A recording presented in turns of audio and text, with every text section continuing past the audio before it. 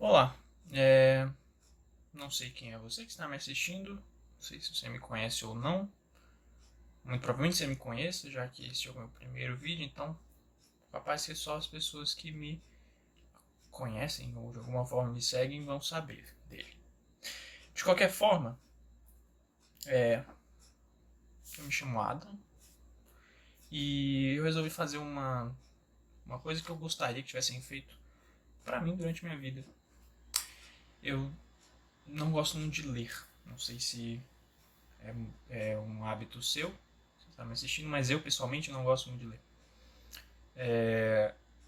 Então eu gostaria que tivesse alguém que lesse livros para mim e me desse um resumo e com qualidade, dizendo do que é, por que é bom, por que é ruim, do que fala, sem que eu precisasse me dar o trabalho de ler.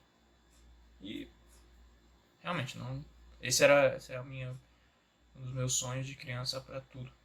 Tudo que se existe no mundo eu gostaria que fosse isso. Mas não tem, né? Então, uma das coisas que eu decidi fazer por mim mesmo é talvez dar esse presente para alguém, vai que alguém precisa, vai que alguém quer. Talvez você nunca pensou que precisasse disso, mas você veja isso e olha só que legal. Não faço ideia. Uma das coisas que eu resolvi começar seria por algo que eu estou lendo agora e que eu me propus a ler por, por vontade própria mesmo. Resolvi ler algo.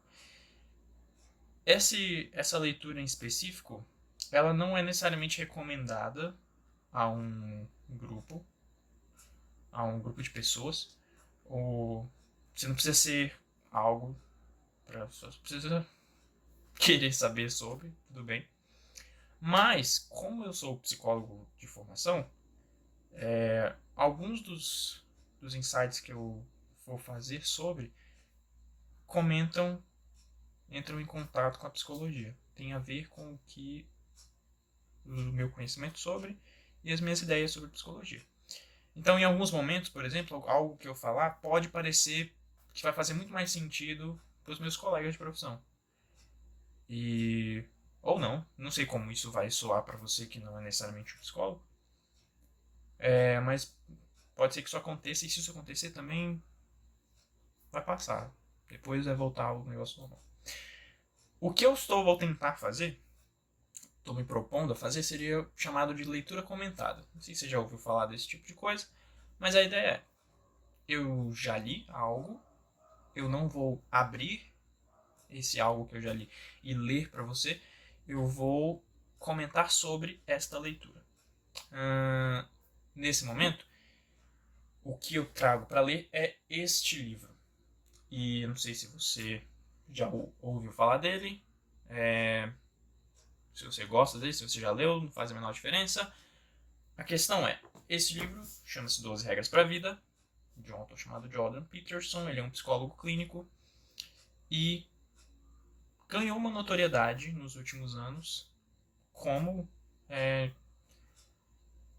de uma forma diferente do que um psicólogo gostaria. Na verdade, ele se meteu numa questão política e por causa disso as pessoas começaram a dar ouvidos a ele. De qualquer forma, ele lançou um livro. Esse não é o primeiro nem o único livro dele. Aliás, ele acabou de lançar agora no início de março de 2021 mais um livro que não é necessariamente. Na verdade, esse livro agora é a continuação deste aqui. Esse aqui é o segundo livro dele, 12 Regras para a Vida.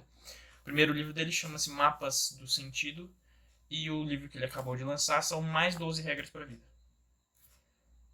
O que eu pretendo fazer para você que está me assistindo agora com esse vídeo? Eu pretendo apresentar para você do que ele fala, comentar sobre as ideias, discutir um pouco sobre os pontos de vista do autor para que você entenda a argumentação dele, mas principalmente algo que eu acho que eu poderia trazer de benefícios para você que assiste é a minha forma de pensar sobre isso, a minha forma de reconhecer pedaços do discurso do autor que montam a tese dele.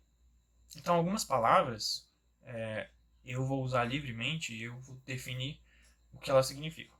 Então, tese é uma delas.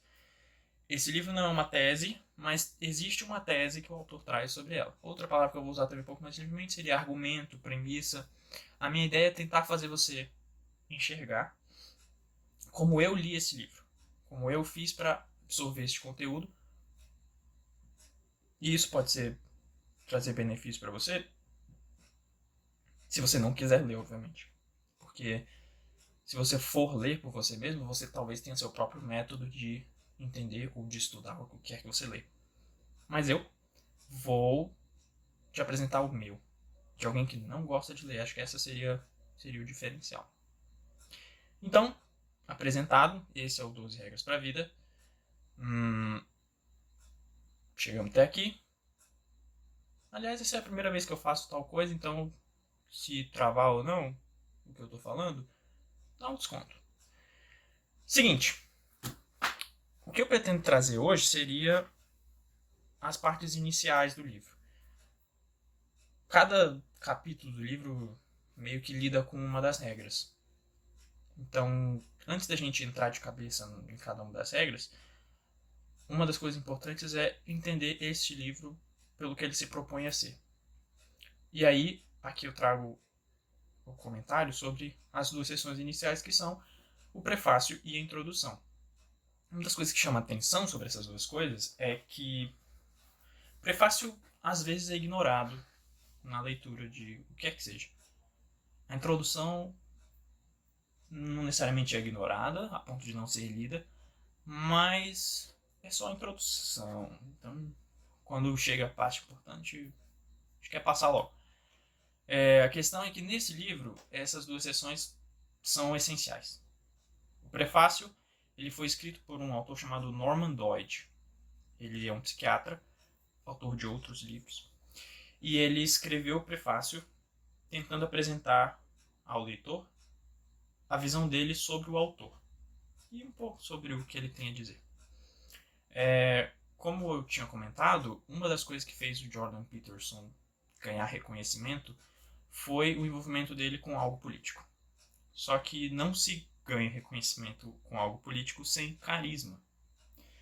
E aqui a diferença está no que você define por carisma. A forma como ele é carismático, como ele ganhou o apreço das pessoas, é diferente.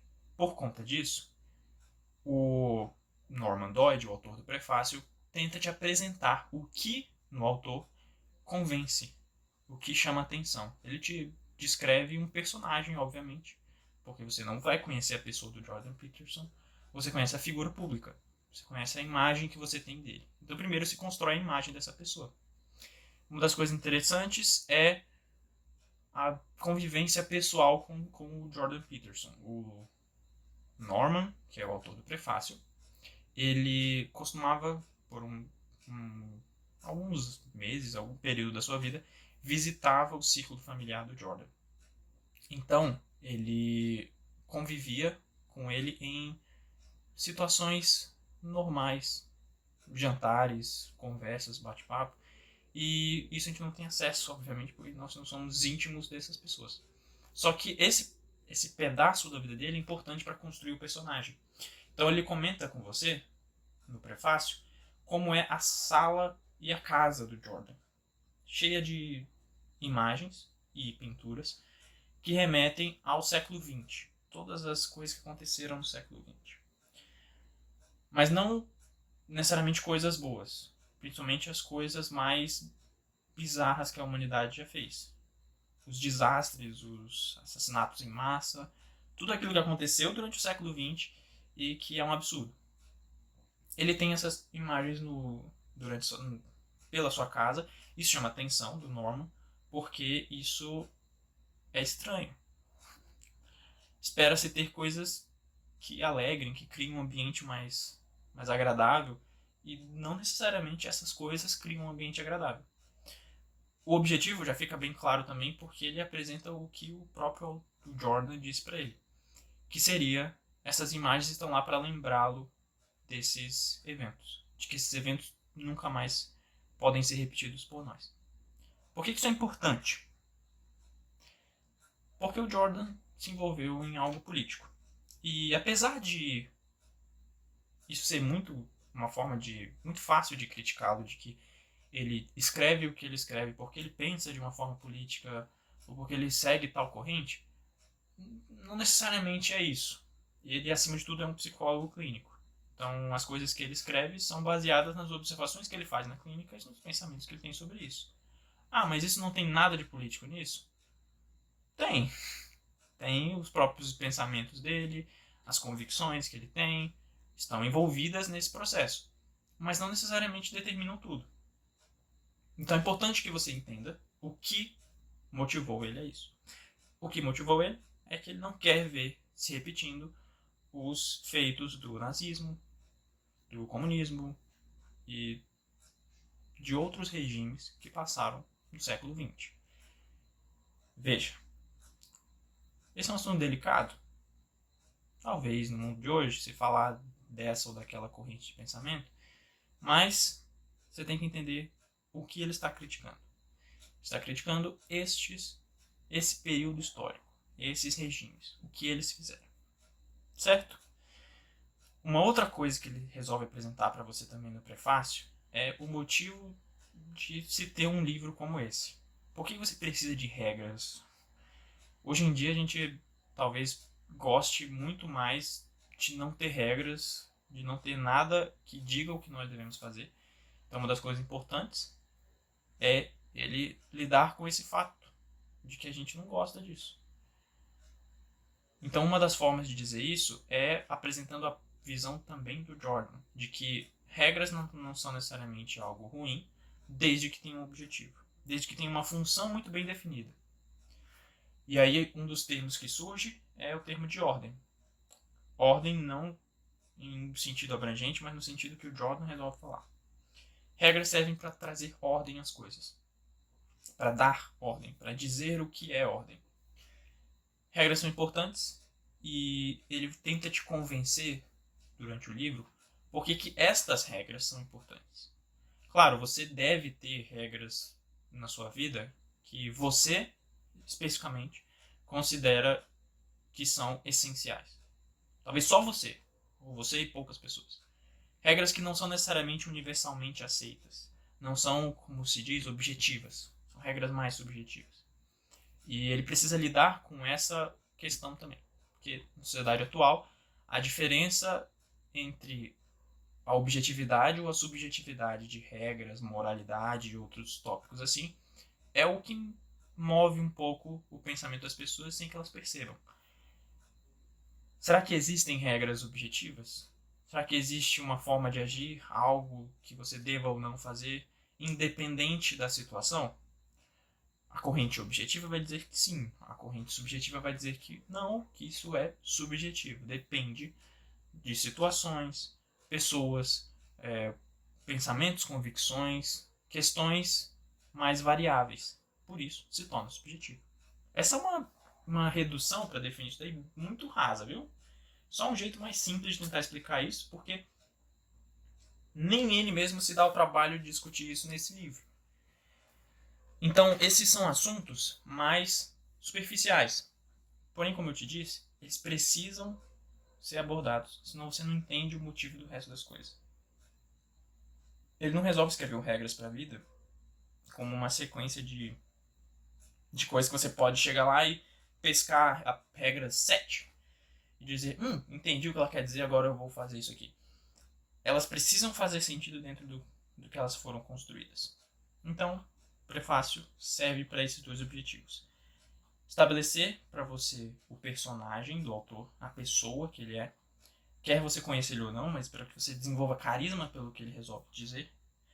Isso é importante nesse livro especificamente porque o que convence também das ideias dessa pessoa é a forma como elas apresentam, do Jordan, no caso, é a forma como ele apresenta essas ideias.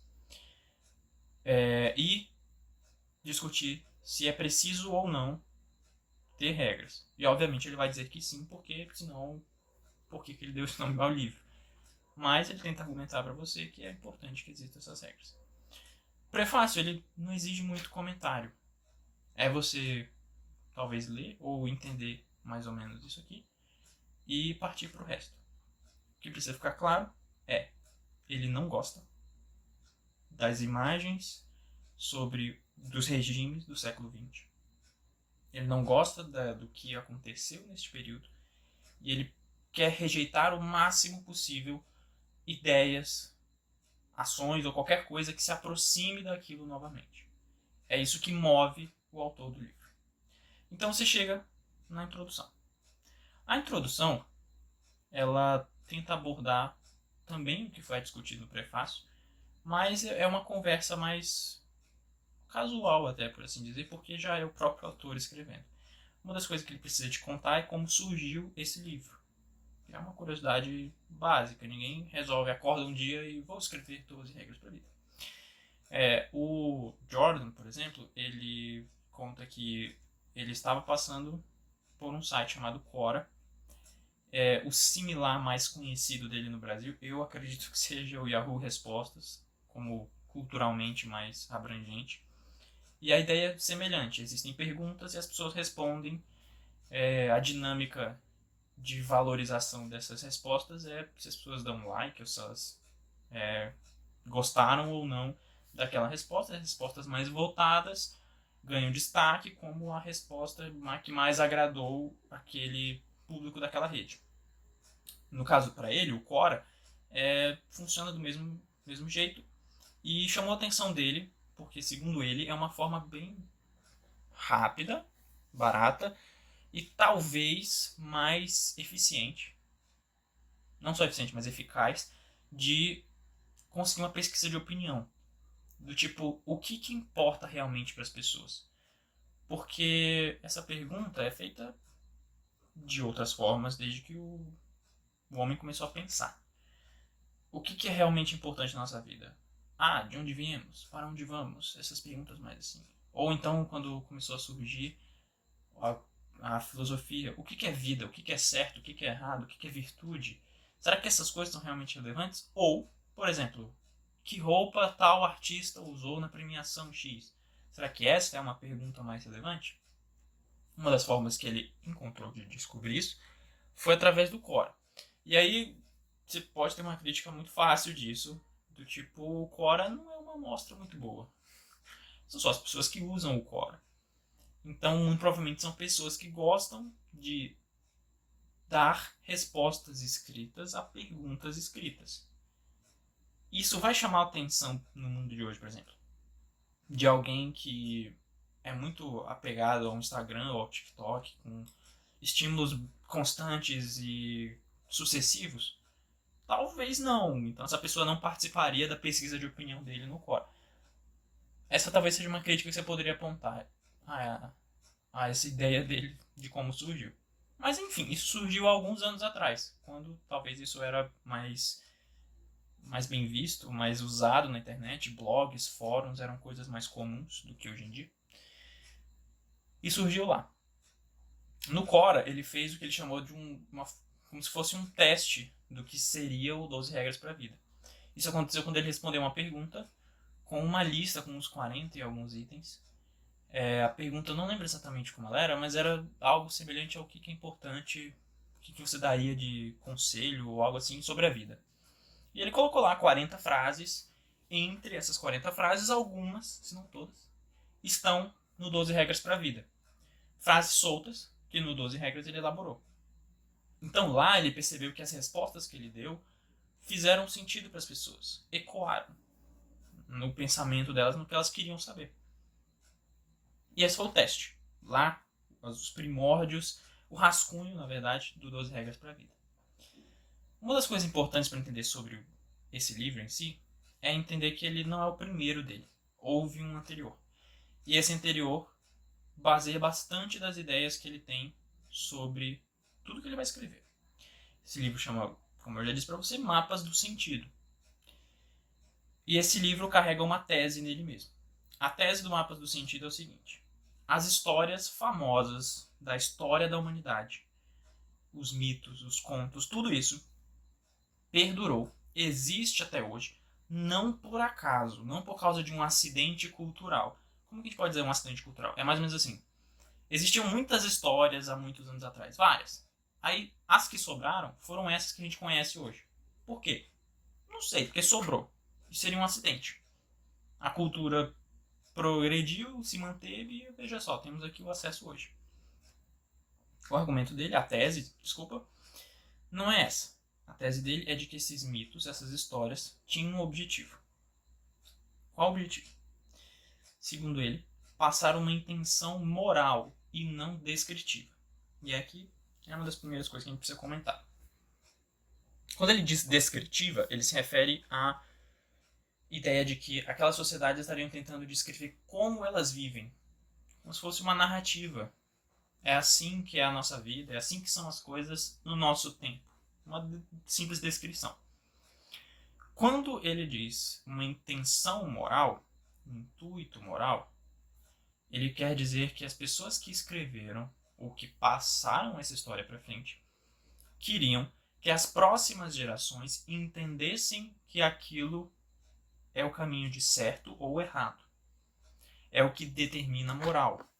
É o que eles consideram importante e relevante para o desenvolvimento da moral. Então as pessoas passaram essas histórias com o sentido de dizer: isso é virtuoso, isso é bom, aquilo nem tanto. E a forma como ele argumenta de que ele percebeu essa tese dele foi na distinção de uma dualidade. E agora começa a complicar um pouco. A dualidade que ele apresenta é a dualidade entre ordem e caos. Para ele, essas duas forças, essas duas ideias perseveram nessas histórias e são elas que movem elas. Ordem e caos movimentam as histórias. Como? Para o Jordan, ordem é representado pela figura masculina. Ordem é aquilo que é previsível, aquilo que se imagina que vai acontecer, certo? Caos é representado pela figura feminina. Caos é o imprevisível, é aquilo que bagunça a estrutura, bagunça como as coisas estão. É aquilo que não dá para se ver chegando, mas que acontece e muda tudo. Na parte do masculino, ele diz que a ordem pode ser representada por um rei bondoso ou qualquer coisa assim, e aí você pode buscar na sua memória agora uma história de um rei, um governante, um líder, que é bem visto. Ou de um tirano. De novo, um rei, um governante, um líder tirano. Essas duas figuras masculinas representam a ordem. Como as coisas devem ser, como as coisas devem seguir. Isso é importante? Sim, para você entender o argumento dele. Você pode criticar? Pode. Talvez uma das formas mais fáceis é você pensar assim, mas só homens? Por que a figura masculina é representada? Não tem nenhuma história de mulher? E aí uma das coisas que talvez você precisa imaginar agora é quais histórias que tem uma figura feminina como líder, como rainha, como coisa assim, uma figura central que representa a ordem. A dificuldade que você talvez vá ter é que se você está ouvindo o que eu estou falando ou lendo o que ele está escrevendo, você vai meio que entrar na ideia dele. Realmente, você vai buscar a imagem, nossa, não tem. Caramba, então a maioria das histórias realmente são de homens. E, nossa, eles querem dizer que homens são as figuras de ordem. Você pode entrar num loop, numa ideia de que você vai se convencer de algo muito nada a ver. A crítica que você pode fazer é: existem histórias de mulheres representando ordem. Qual que é a dificuldade de você encontrar isso? Talvez uma é cultural.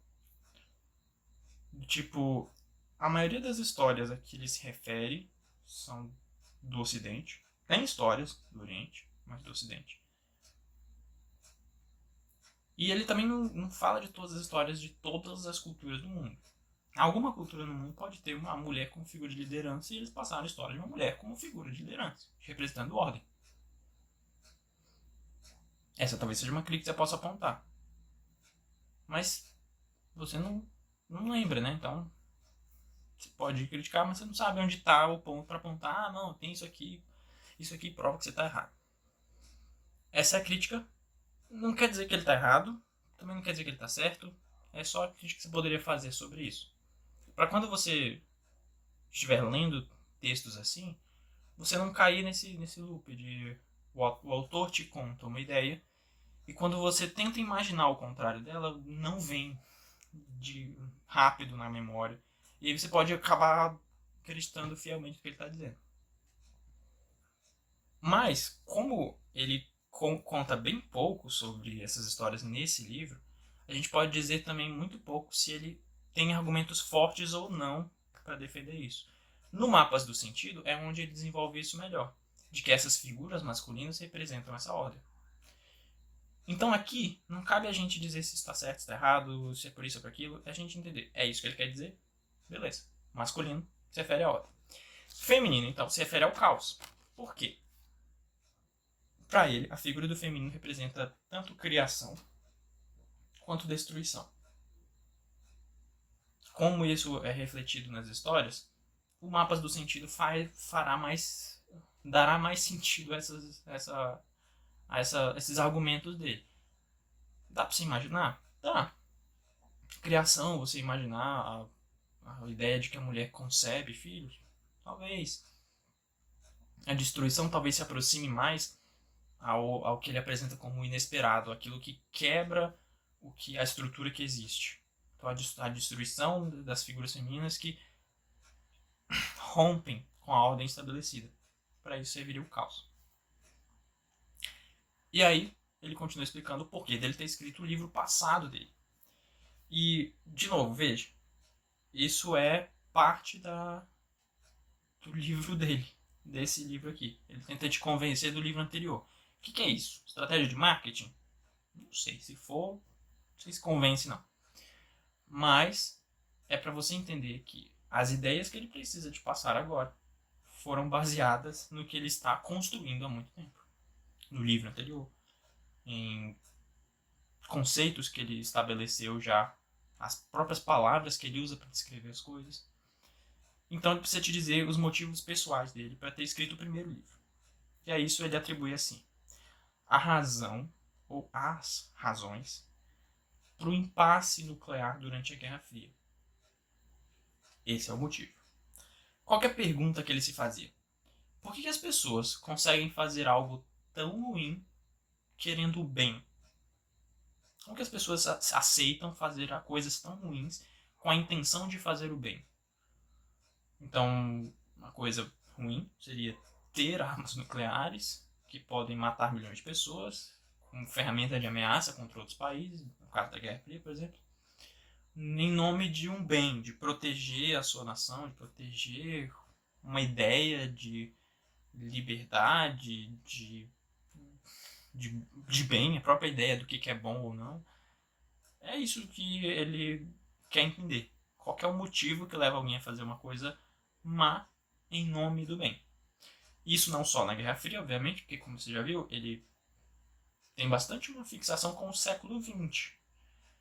No século XX, os regimes que se estabeleceram tinham um discurso bom, positivo sobre algo, e convenceram as pessoas a fazerem isso.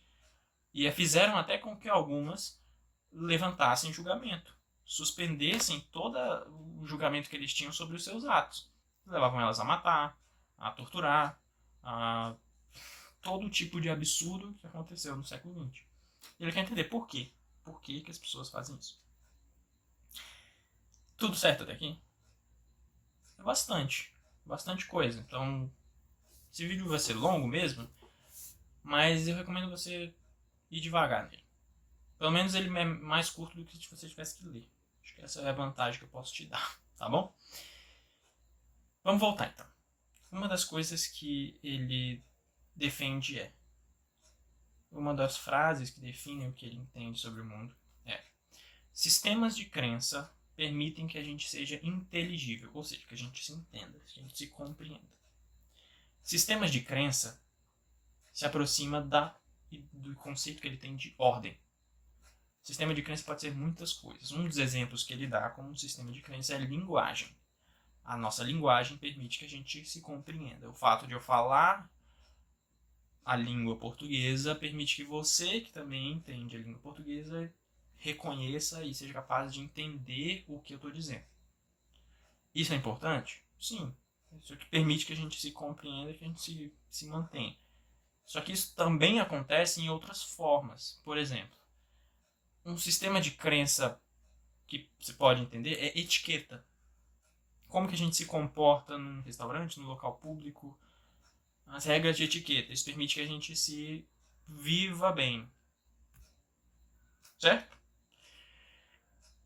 Só que ele entende que nem todos os sistemas de crença são tão inofensivos quanto linguagem e etiqueta. Alguns sistemas de crença podem ser um pouco mais graves, mas eles parecem bons, que é toda a ideia dele de como as pessoas podem fazer coisas ruins mesmo querendo fazer o bem. E aí ele tem uma frase que ele define assim: as pessoas lutarão não pelo que acreditam, mas para manter a coerência entre o que acreditam, o que esperam e o que desejam. Por que isso é importante? Veja só. Os sistemas de crença estão lá. Segundo ele, as pessoas não vão lutar pelo que elas acreditam, somente. Então ele está tentando distanciar, talvez de uma ideia que se aproxima da religião. Você imaginar a defesa de uma fé ou algo assim. Está tentando trazer para algo mais abrangente além da religião. Então as pessoas não vão lutar pela fé que elas têm ou só por causa disso. Elas vão lutar para manter a coerência. Esse é o ponto-chave. A coerência entre aquilo que eles acreditam, aquilo que eles esperam das coisas e aquilo que eles desejam.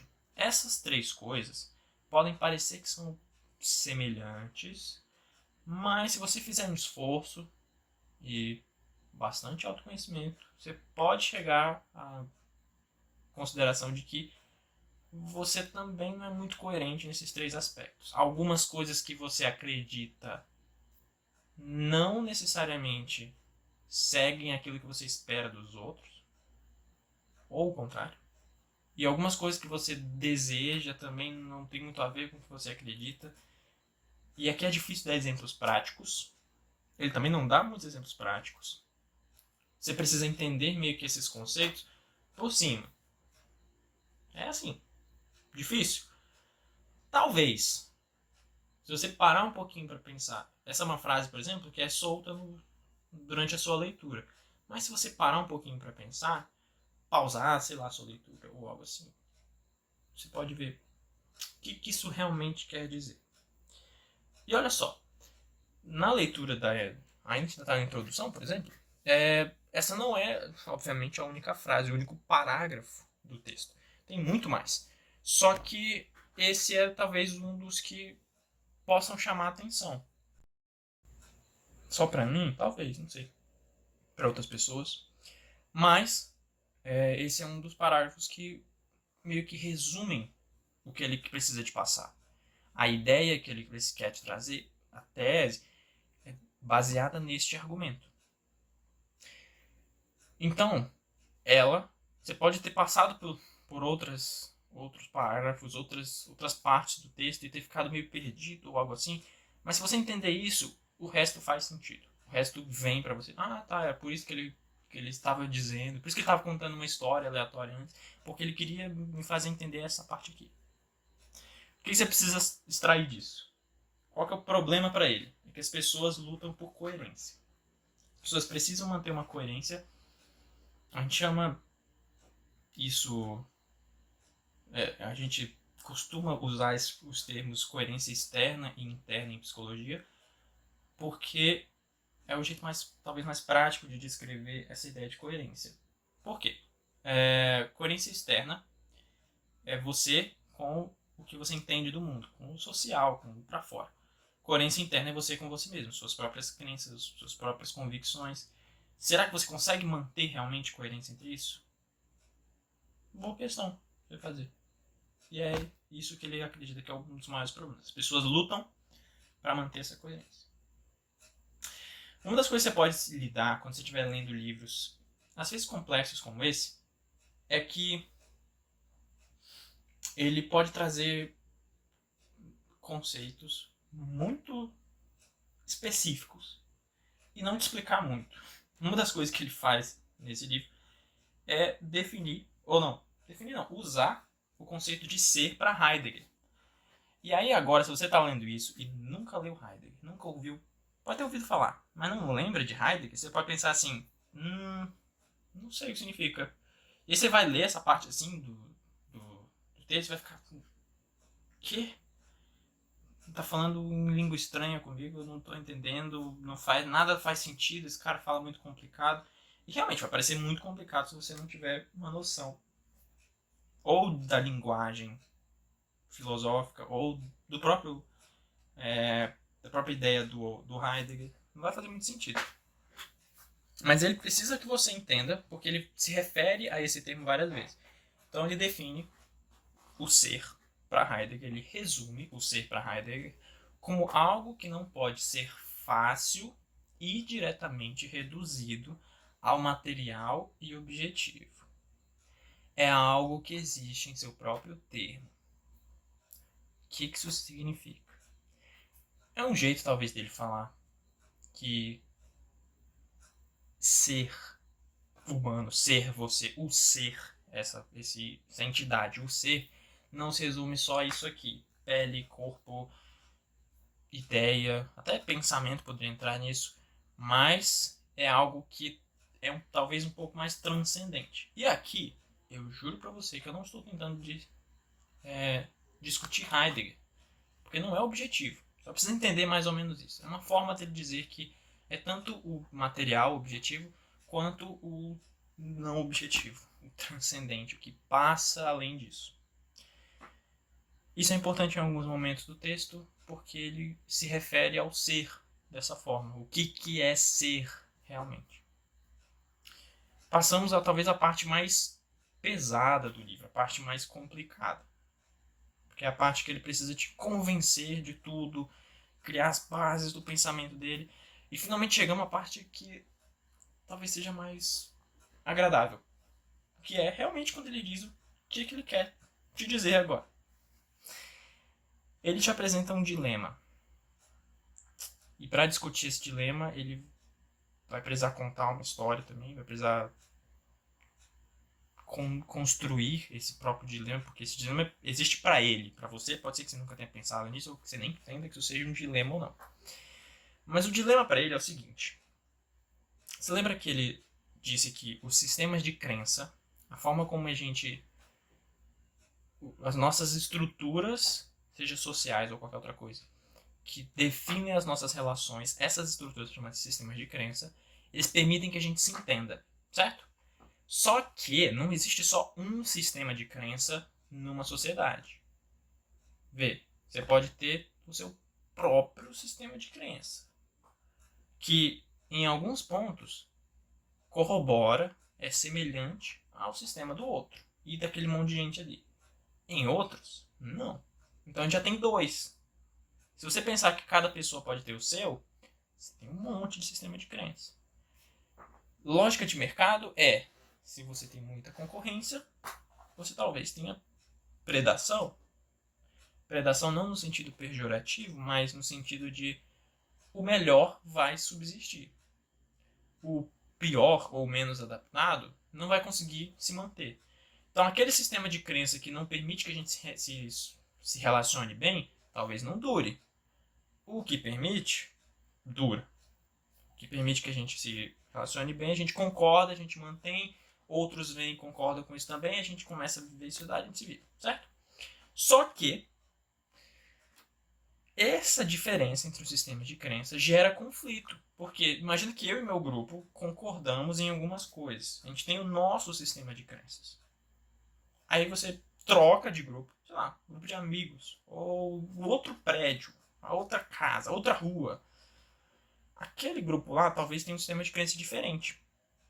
E se o nosso sistema de crença entrar em conflito com o deles? O que a gente vai fazer? Esse é um dos pontos. Só que isso é uma das partes do dilema. Esse não é o dilema ainda.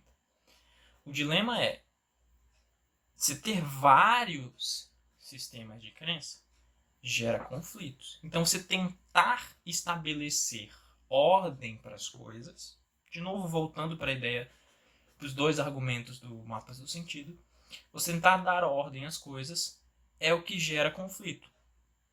Em contrapartida, você não dar ordem às coisas, você deixar o caos perdurar, o imprevisível acontecer, você pode cair num sentimento de falta de esperança e até desespero. Porque tudo que existe no mundo é caos e miséria. O que se aproxima disso é, talvez, a ideia que você tenha de niilismo. E aqui, que fique bem claro, a ideia que você tem de niilismo. Porque nem o próprio Jordan se dedica a discutir o niilismo com profundidade.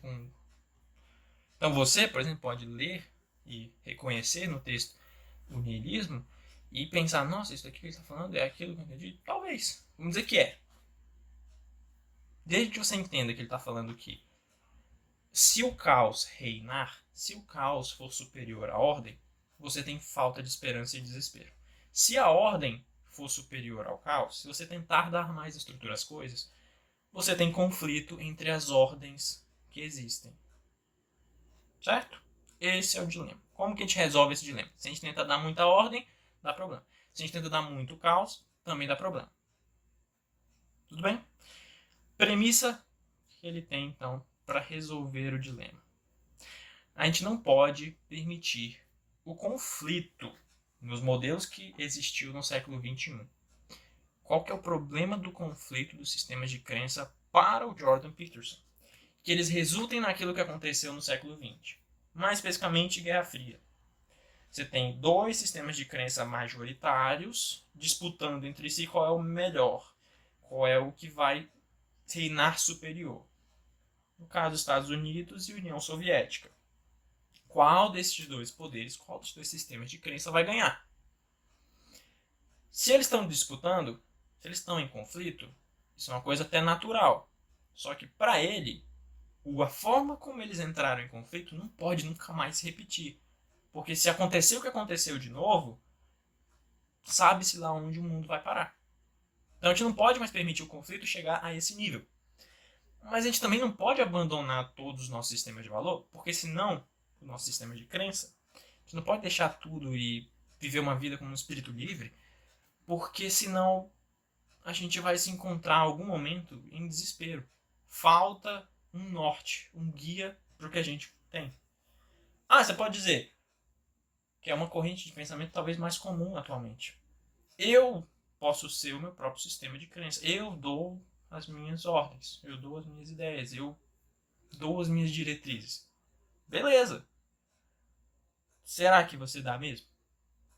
Essa é a pergunta que o Jordan tenta te trazer. Porque uma das nossas maiores lutas é manter a nossa coerência, certo? Então, será que eu consigo criar um sistema de crença satisfatório? Será que eu consigo, por mim mesmo, determinar como as coisas têm que ser para mim? Ou será que eu preciso de algo que não necessariamente venha de fora, mas que exista fora de mim? Então, o que é vir de fora? Eu obedecer a algo que os outros estão falando. Não preciso disso. Mas eu preciso que ele exista fora de mim. Não pode ser só eu que viva desse jeito e beleza, a vida é assim porque eu sou um espírito livre. Alguma hora, talvez você vá se encontrar no desespero de não ter onde se encaixar. Este é o argumento. Essa é a premissa que ele aponta para você, da forma para resolver esse dilema. E aí ele te conta uma história. Essa história aqui, eu até vou usar as minhas anotações aqui para meio que ler. Essa história é um sonho que ele teve. O sonho dele... Vou quase ler o livro aqui, talvez seja uma das partes que mais seja próximas, fidedignas ao texto em si. Ele estava suspenso no sonho, no ar. Ele não estava sendo segurado por nada. Ele estava preso no ar, no meio do ar, flutuando. Dentro de uma catedral. Ele aponta para você prestar atenção nesse sonho para os símbolos que existem no sonho. O símbolo religioso é algo muito próximo à vida do Jordan. Se você conhece, como a gente falou, se você entendeu no prefácio quem é a pessoa, faz mais sentido. Então, as questões religiosas envolvem, tanto que elas aparecem em sonhos. Nos pensamentos dele é trazido assim. Então ele está suspenso sobre a catedral. no ar de uma catedral, sob uma cruz. E o detalhe que ele traz cultural sobre a catedral é que a cruz geralmente fica no centro da catedral. Então, aquele é o ponto central de tudo. E ele está no ponto central, no meio do ar. No meio do meio do meio. Ele está preso naquilo. Ele não consegue descer, ele não consegue subir, ele não consegue fazer nada. Ele está preso ali no meio. E aquilo é agoniante. Ele acorda e não acorda, porque ele acorda mais ou menos no sonho, continua sonhando, até que ele acorda de verdade. Esse sonho deixa ele bagunçado, porque não faz muito sentido. Não acontece nada, é só ele no meio do nada. Ele passa o restante de alguns meses tentando entender o que é esse raio de sonho. Qual que é o significado desse sonho? A interpretação que ele chega após esses, segundo ele, meses, é que o centro é ocupado pelo indivíduo. O que é isso? Centro do quê? Do universo? Centro do quê? E é aqui que ele vai te explicar. O dilema para ele era como que a gente mantém o sistema de crença em disputa sem gerar um conflito tão grave e sem abandonar tudo e entrar em desespero. Como que a gente pode fazer isso? A resposta, e aqui vale a pena ler, é possível transcender a adesão servil ao grupo e suas doutrinas. O que ele quer dizer com isso? Você tomar um sistema de crença externo a você, dado por um grupo, por uma doutrina, por uma ideologia, o que é que você queira chamar isso? Você tomar aquilo para você, sem nenhum espírito crítico, se torna uma adesão servil. Você vai virar um servo daquele sistema.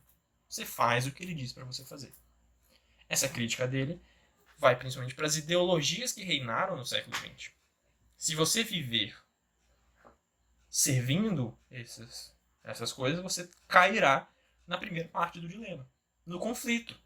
Porque se você é um servo do seu sistema de crenças, da sua doutrina, da sua ideologia, seja lá o que, do outro lado, ou dos outros lados, muito provavelmente existirão outros servos. E esses dois servos vão discutir, porque um quer convencer o dele, o outro quer convencer o dele também.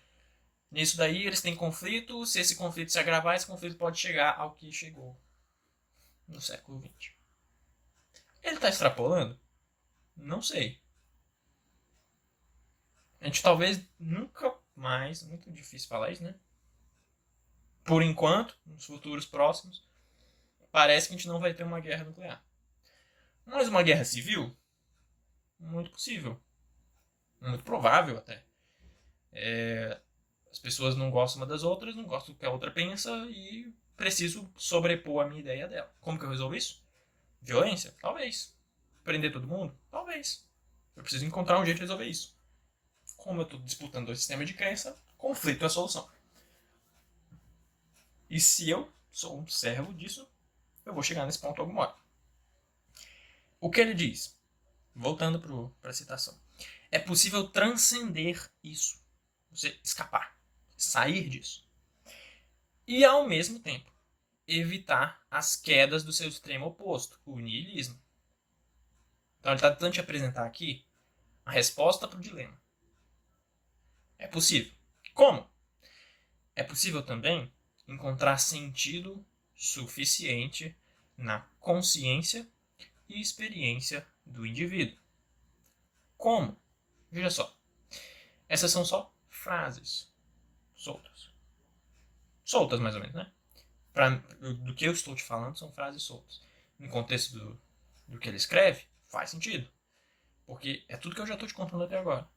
Ele está tentando te convencer de que é possível você encontrar sentido na consciência e experiência do indivíduo. Onde ele já te apresentou essa ideia anteriormente no texto? Quando ele conversou brevemente, sem aprofundar muito, sobre ser. De novo ele está fazendo referência ao conceito que ele deu de ser. Ser não é só material, objetivo, aquilo que você pode tocar. é o que também é transcendente, subjetivo. Então, seus pensamentos, suas experiências, seu conhecimento, tudo que envolve você ser quem você é. Para ele, essas coisas podem dar resposta para o dilema. Como? Então, essa pergunta a gente repetiu várias vezes. Resposta que ele te dá. Por meio da elevação e do desenvolvimento do indivíduo. O que isso significa? Aqui que tá.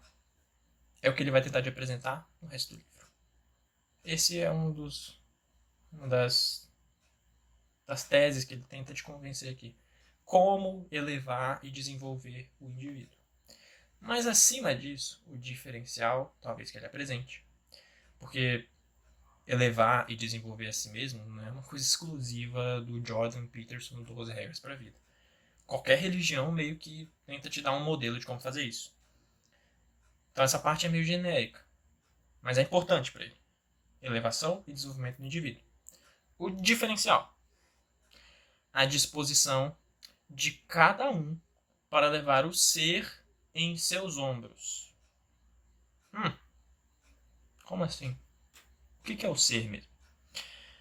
A gente precisa de sinônimos para tentar descrever. Então tenta pensar no ser como toda a sua existência. Certo? Então você está levando toda a sua existência nos seus ombros. Você tem que carregar o peso da sua existência. O peso de existir neste mundo. O peso de estar vivo. O peso de existir talvez seja a forma mais abrangente que faça sentido o que ele está querendo exagerar aqui de pesado. Disposição de levar esse ser nos ombros. E, acima de tudo, escolher o caminho do herói. Onde que a gente viu o caminho do herói? No que ele comentou antes sobre as histórias. Veja, seguinte, como que é escolher o caminho do herói? Lembra lá do Mapas do Sentido? Quando eu estava contando para você sobre a ideia de ordem, caos, os mitos, as histórias? Essas histórias geralmente têm nos protagonistas os heróis. Aqueles que fazem o certo, que são os virtuosos, que são as pessoas boas. Escolher o caminho do herói para ele seria seguir isso que é ser bom. Uma explicação bem rasa, viu? Porque ele não deixa muito explícito que seria o caminho do herói. Justamente porque o que ele quer te convencer é que ele vai te apresentar o que é ser o herói. As 12 regras para a vida servem para isso. Para te mostrar o que é a elevação e o desenvolvimento do indivíduo. O que é ser o herói. Herói na história, no conto, no mito, ou da sua própria existência. Ser o herói. No fim da introdução, ele apresenta para você 3 pontos importantes, que eu resumi eles como a premissa do livro todo, a premissa do título, especificamente, e por último, o argumento do livro. Essas são frases, são pedaços desse livro, que refletem tudo que ele vai tentar te passar e tudo mais. E talvez eu vou até repetir bastante do que eu já falei antes. Mas como essa é uma leitura comentada, o objetivo é te fazer entender o seguinte. Você pode se apegar a essas frases mais curtas, essas ideias mais concisas, que você entende o resto. Eu preciso te contar, por exemplo, que... Eu não preciso te contar, não. Você precisa ler, por exemplo, toda a ideia que ele teve sobre o mapa do sentido para saber o que ele quer dizer quando ele disser as premissas aqui? Não necessariamente. Você pode viver sem isso. Mas é importante, talvez, se você quiser realmente entrar na cabeça do autor. Mas, acima de tudo, só entender isso aqui, você já entendeu o que o livro quer dizer. Talvez seja aqui que eu quero chegar com você. Esse é um objetivo final. Fazer que esse resumo seja capaz de fazer sentido só com isso aqui. Então vamos para o final, a parte mais... talvez a parte mais leve, espero. Premissa do livro. aceitar tanta responsabilidade possível pela vida individual, pela sociedade e pelo mundo. Simples, leve, mais ou menos. Olha só, aceitar responsabilidade. Beleza. Faz sentido isso pra você? Beleza. Ser responsável é uma coisa importante, uma coisa boa, né? Aceitar tanta responsabilidade possível. Caramba, aí já começou a ficar pesado. Porque aí eu vou ter que. Tudo que eu puder de responsabilidade eu vou ter que tomar, né? Já não fica mais um discurso tão legal. Parece estranho. Peraí, eu vou ter que responsabilizar. Peraí, o quanto que é tanto quanto possível? Não sei se eu já gosto mais disso. Então te explica o que é tanto quanto possível. Pela vida individual, por você mesmo. Beleza, até aí você estava esperando, né? Ser responsável por mim mesmo, tranquilo. Pela sociedade, começa a ficar estranho. Ele quer te convencer de que você precisa aceitar responsabilidade pela sociedade. Tá bom. E pelo mundo, aí já começa a ficar difícil. Por quê? Obviamente, talvez você não queira ser responsável pelo mundo, muito menos pela sociedade. Você só quer ser responsável por você mesmo. Essa é uma das maiores liberdades de você atingir a vida adulta. Você só precisa se cuidar da sua própria vida, certo? E o próprio Jordan diz para você: será que isso é pedir muito? Você aceitar todas essas responsabilidades? Sim, não é pedir muito, é pedir tudo. É pedir que você cuide de tudo. Então a premissa do livro dele é uma coisa bem agressiva. Que você se responsabilize por tudo. Se essa é a premissa do livro dele, o que será que ele precisa te dizer para te convencer disso? Pensa aí. O que será que ele precisaria te dizer para convencer você de que você precisa receitar tanta responsabilidade assim? Com certeza ele vai ter que fazer uma manobra muito grande para te convencer disso. E é justamente a isso que ele se propõe. A fazer algo que é praticamente impossível, vai. Convencer outra pessoa a se tornar responsável por algo. Mesmo na clínica, isso não é, obviamente, muito explícito, mas a gente entende que ninguém toma responsabilidade ou assume responsabilidade porque outra pessoa disse que ele devia fazer. Ah, mas meus filhos, ou eu como filho, faço isso por respeito aos meus pais. Talvez você já deu a resposta aí. Você faz por respeito. Não porque o outro disse. Você faz porque você tem uma relação de via dupla. Ele pede e você entende que faz parte da relação de vocês aceitar. Você assume essas responsabilidades por amor a eles. Algumas, talvez se faça de contragosto, muito possível. Mesmo assim, o amor a eles também está envolvido nisso. Então, a máxima se mantém. Ninguém assume responsabilidade porque outro mandou. Responsabilidade não é assim. Talvez você faça coisas porque outros mandaram. Você ser preso, você ser obrigado a fazer trabalho comunitário, por exemplo, é uma responsabilidade. Por exemplo, você não sei, vou criar um cenário imaginário aqui. Que o trabalho comunitário é numa ONG que entrega comida para moradores de rua. Uma coisa bem responsável, está cuidando da sociedade, cuidando do mundo, sendo responsável por isso. Quer dizer que esse preso, esse condenado, ele assumiu essa responsabilidade? Talvez não. Por quê? Porque ele foi mandado fazer isso. Não é uma responsabilidade. Então, o processo de aceitar a responsabilidade não estará completo quando você terminar de ler o livro. Ele não vai conseguir ter te convencido de que você precisa ser responsável por isso ou aquilo. O processo de aceitar a responsabilidade só vai estar concluído quando você fizer o que ele está dizendo. Aceitar essa responsabilidade. Como que se faz isso? Aí não tem uma fórmula. Não tem. Quem dera tivesse. Talvez a gente gastaria muito menos tempo no consultório com os pacientes. É importante porque isso fique claro, talvez pro terapeuta, por exemplo, meus colegas de profissão, é importante que isso fique bem claro, que você nunca vai conseguir tornar o seu paciente responsável por algo. Isso talvez é mais claro para os psicólogos, de que o paciente precisa querer, precisa aderir à terapia ou o que quer que seja, para que ele seja autor da sua própria história, qualquer expressão que você queira usar semelhante a isso. Então, aceitar a responsabilidade. Como fazer isso? Ele vai tentar te convencer. Porque essa é a premissa do livro. Essa é a premissa. As 12 regras são o argumento. A forma como ele tenta te convencer disso. E depois você tem que chegar a alguma conclusão. Premissa do título. Bom, pessoas precisam de princípios ordenadores. Sério?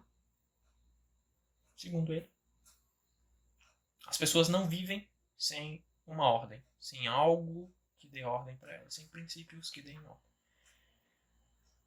Ah, mas eu vivo assim. Eu com certeza vivo assim. Você pode pensar isso. Tudo bem. O argumento dele sobre isso é que, se você vive assim, uma hora, em algum momento, o caos começa a acenar de longe. O desespero começa a aparecer de uma forma ou de outra. Como isso se reflete na minha experiência? Não faço a menor ideia. Porque essa é a premissa do título. Ele quer te dar 12 regras, 12 princípios ordenadores que vão te ajudar a fugir do caos. Tudo bem? Por último, então, a gente chega e aqui eu faço uma ressalva para dizer que vale a pena ler. Porque aqui é meio que o resumo do argumento do livro todo. É a última página da introdução e ele repete uma expressão. A repetição, obviamente, é intencional porque ela quer passar uma mensagem. Então ele repete essa expressão. Talvez se vivêssemos corretamente. Tá bom. O que a gente pode entender disso? Ele não está dizendo para você que o resultado é certo. Se você fizer o que ele vai te dizer, se você cumprir as 12 regras, as coisas vão dar certo. Ou as coisas vão dar daquele jeito. Talvez. Se vivêssemos corretamente, essas coisas aconteceriam. Que coisas, então? Vamos lá. Talvez, se vivêssemos corretamente, conseguiríamos tolerar o peso da nossa autoconsciência. É o quê? A que ele se refere aqui é o dilema que ele traz. O dilema não. O problema que as pessoas passam de encontrar coerência. Quando a gente começa a se tornar mais autoconsciente, a gente adquire mais conhecimento de nós mesmos e começa a perceber nossas ações, nossos pensamentos, tomar consciência dessas coisas, a gente começa a perceber algo muito estranho. Que a gente é muito errado. E isso começa a se tornar um peso. Como que a gente sobrevive a esse peso? Como a gente tolera esse peso? A resposta que ele tenta te trazer é: se você vivesse corretamente, como é viver corretamente? Ele vai tentar te dar uma ideia do que é viver corretamente. Mas se você conseguisse atingir esse ponto da vida de que você viveu corretamente, talvez você conseguiria tolerar até o peso de descobrir todos os podres de você mesmo, de enxergar sua própria incoerência, de ver que você não é tão bonzinho quanto você imagina e você não é também nem tão mal quanto você imagina. Você é muito diferente do que você imagina. Se você vivesse corretamente, você seria capaz de tolerar isso. Esse é um dos argumentos, talvez, que baseia bastante do meu processo como terapeuta. Uma das coisas que me chama a atenção é como que a gente pode viver uma vida coerente. Tentar definir isso. Como que a gente pode... Existe um princípio que guie a gente a conseguir ser coerente 100%. Eu faço textos sobre a minha obra preferida de todas, uma das únicas coisas que eu já li na vida, que é um mangá, chama One Piece, e em um dos textos eu discuto a ideia de você ser 100% coerente, e que ela é humanamente impossível. Existe um personagem nesse mangá, por exemplo, que ele é plenamente coerente. Como ele consegue isso? A gente consegue olhar só para ele e admirar e ver como ele faz esse milagre. Porque a gente nunca não consegue. É humanamente impossível ser coerente. 100%. Não dá. Não dá. A gente não consegue. A gente pode tentar. A gente nunca vai chegar lá. Só que eu discuto lá, por exemplo, qual que é o princípio que rege a ideia desse personagem que poderia ser absorvido por nós para tentarmos viver uma vida mais coerente. Essa é a minha ideia, por exemplo, do que talvez seria viver corretamente, como o Jordan quer apresentar para você. Então, ele apresentará durante o livro a tese, a cada regra que ele passar para você, uma tese sobre o que é viver corretamente. Eu, por outro lado, obviamente não estou do mesmo patamar, mas eu poderia ter minha própria ideia sobre o que é viver corretamente. Você também, talvez, terá sua própria ideia sobre o que é viver corretamente. A questão aqui, quando você estiver lidando com isso, é você entender que antes de você julgar se este sistema de crenças que ele vai te apresentar é algo que você quer para você ou não, é importante você entender como esse sistema se organiza. É como se você estivesse aceitando 100% este sistema sem julgar nada. Você só vira um devoto do que ele vai te dizer para você entender o que ele quer te dizer. Depois, você vai lá e reflete. Isso é algo que eu quero para minha vida? É isso que eu quero aderir? Ou eu estou bem com o que eu estou? Eu vou mudar algo? Não sei. O que você faz durante a leitura de um texto como esse é aquilo que a gente chama de suspensão de julgamento. Você para, se afasta e, ao invés de você dizer se isso é certo ou errado, se deve ou não deve, você só tenta entender o que está acontecendo ali. E é isso que eu espero que consiga fazer no resto do livro.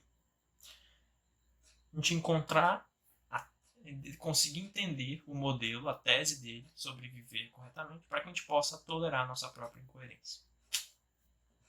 Segundo, talvez, se vivêssemos corretamente, conseguiríamos resistir ao conhecimento da nossa própria fragilidade e mortalidade, sem o sentimento de vitimização agravada, o que produz primeiramente o ressentimento, depois a inveja, e então o desejo por vingança e destruição. Ele resume mais ou menos uma das coisas que ele critica severamente: a falta de responsabilidade. Aquilo que é o contrário do que ele traz como premissa do livro.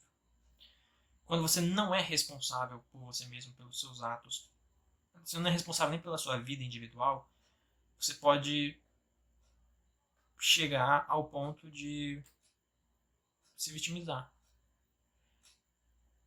Essa é uma palavra delicada porque tem sentido na cultura popular, tem um sentido para ela na cultura popular. O sentido para o Jordan pode ser que seja parecido com o que você talvez entenda em alguns pontos, mas em outros talvez seja muito diferente. Então você precisa entender o que ele quer dizer com vitimização. No fim das contas, essa vitimização agravada, você se fazer vítima desse mundo ou de qualquer coisa, sem assumir responsabilidade sobre você, a sociedade e o mundo, gera primeiro ressentimento. Porque se o mundo é contra mim, então eu sou um pobre coitado que tem ressentimento contra o mundo e os outros. Esse é o primeiro passo.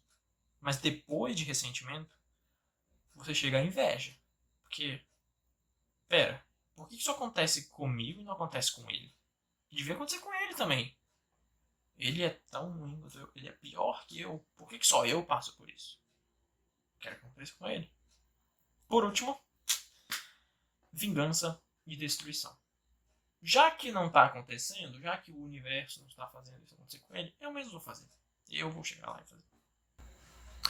Por último, talvez, se vivêssemos corretamente, não tivéssemos de nos voltar à certeza do totalitarismo para proteger a nós mesmos do conhecimento de nossa própria insuficiência e ignorância. Se a gente vivesse certo, não precisaria recorrer à ordem absoluta. Esse é o ponto de vista dele, que se assemelha ao maior, um dos maiores pelo menos, medos dele. O retorno à ordem do século XX.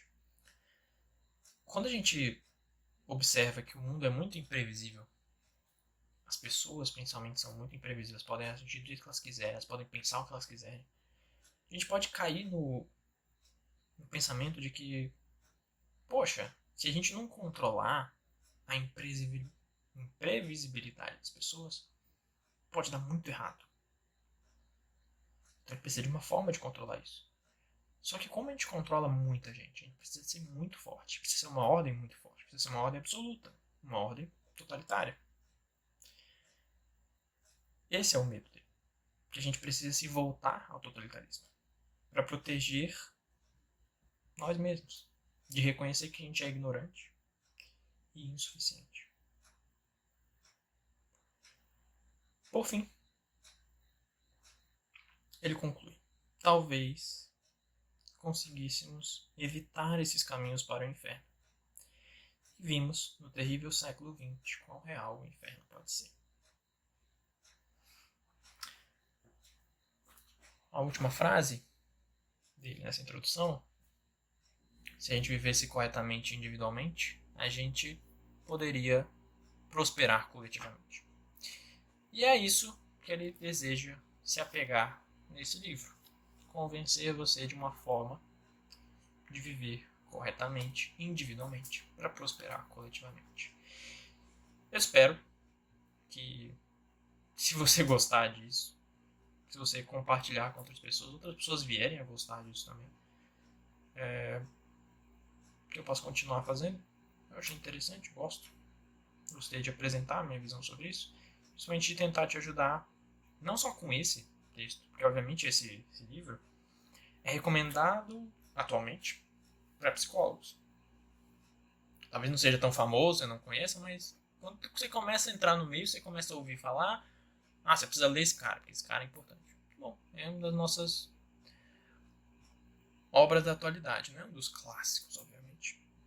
Mas é um dos autores atuais que se tornaram relevantes, não só no meio da psicologia, mas também no campo político, no geral da sociedade. Continuar fazendo isso vai ser uma oportunidade de compartilhar o que eu for entendendo sobre as coisas, compartilhar a minha estrutura de pensamento, de tentar entender o texto, fazer uma crítica, apontar onde pode ser feita uma crítica ou não, onde uma crítica é válida, onde uma crítica não é cabida. E também, veja só, possibilitaria que eu aprimorasse o meu próprio método. Se for produtivo para você, pode também ser produtivo para mim, porque você pode devolver para mim uma crítica também. Até as críticas mais horríveis vão servir, porque eu poderia olhar para o que eu imagino que seja um método aceitável hoje e melhorar ele, lapidar, fazer melhor. Espero que você tenha gostado. Se você gostou mesmo, essa mensagem vai para 2 grupos, vai. Se você gostou mesmo, compartilha com alguém. Se esse alguém for da psicologia, se tiver alguém que faça psicologia, que goste, que seja psicólogo, compartilha com essa pessoa. Talvez vá ser agradável para ela ouvir isso. Vai talvez salvar bastante tempo se ela puder só ouvir esses vídeos e não precisar ler o livro. Ou pode ser que convença a pessoa a chegar lá e agora eu quero ler esse livro. Seja bom. E para você que já é psicólogo, na verdade, você que chegou aqui porque você é talvez do meu círculo de conhecidos ou qualquer coisa assim, eu espero que essa seja uma oportunidade para trocar ideias sobre, não só sobre psicologia especificamente, mas sobre o processo clínico. Um espaço para eu compartilhar o que eu acredito que seja importante e você absorver o que você achar que é relevante e devolver para mim também da forma que for, para você achar melhor.